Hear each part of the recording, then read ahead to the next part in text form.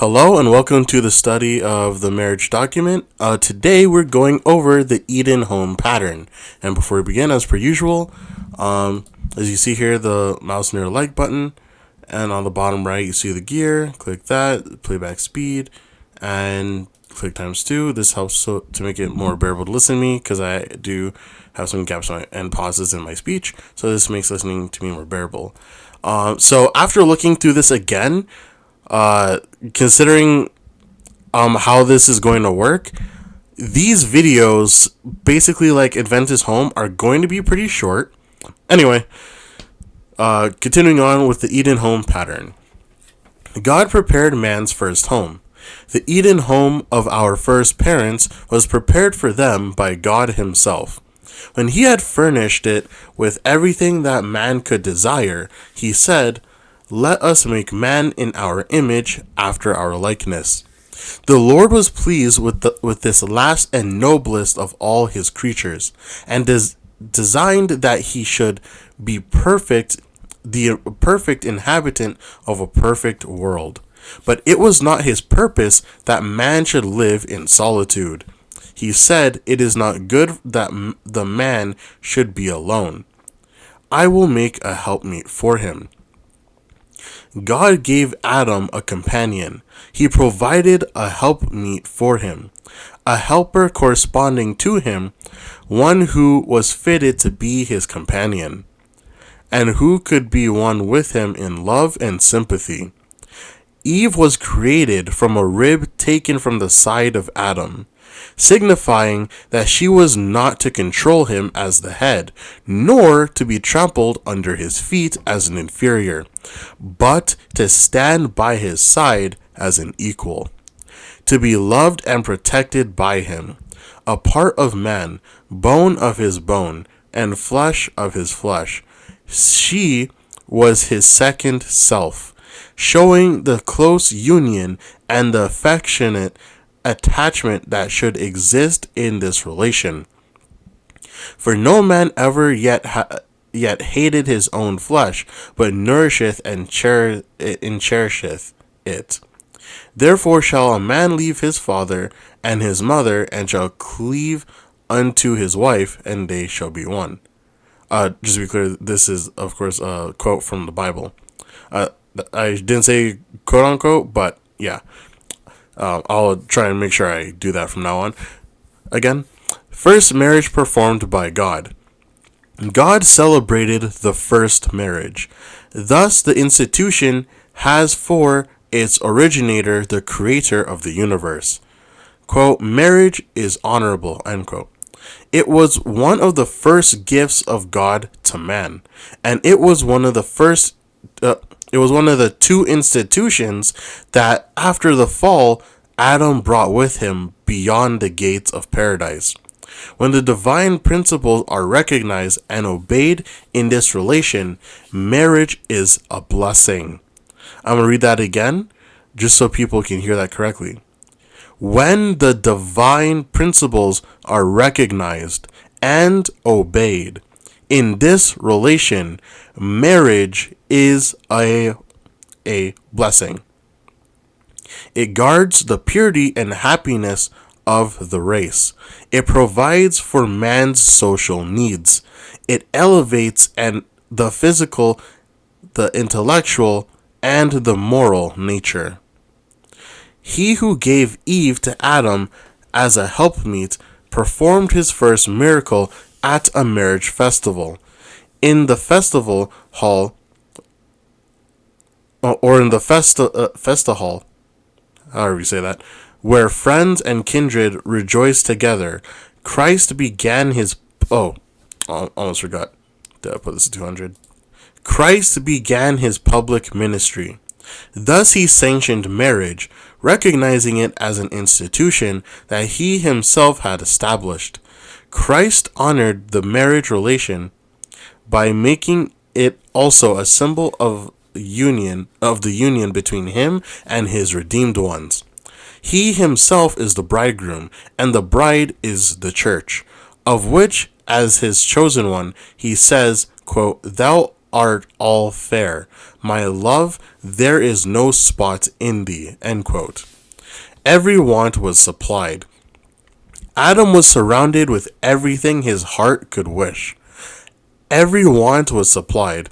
There were no sin and no signs of decay in glorious Eden. Angels of God conversed freely and lovingly with the holy pair. The happy songsters caroled forth their free, joyous songs of praise to their Creator. The peaceful beasts, in happy innocence, played about Adam and Eve. Obedient to their word, Adam was in the perfection of manhood, the noblest of the Creator's work. Not a shadow interposed between them and their Creator. They knew God as their beneficent Father, and in all things their will was conformed to the will of God. And God's character was reflected in the character of Adam. His glory was revealed in every object of nature. Labor was appointed for man's happiness. God is a lover of the beautiful. He was given us unmistakable evidence of this in the work of his hands. He planted for our first parents a beautiful garden in Eden. Stately trees were caused to grow out of the ground, of every description, for usefulness and ornament. The beautiful flowers were formed of rare loveliness, and every tint and hue performing the air. It was the design of God that man should find happiness in the employment of tending the things he had created, and that his wants should be met with the fruits of the trees of the garden. I want to pause here real quick. I want to pause here real quick because a lot of us, including myself, as I was growing up, we're all filled with the desire to be rich so that we can do anything we want and not have to work anymore. Because when we look at work, right, we mainly look at people in factories and stuff and saying that how, oh, I don't want to work there, I don't want to be here, this is unenjoyable, this is misery.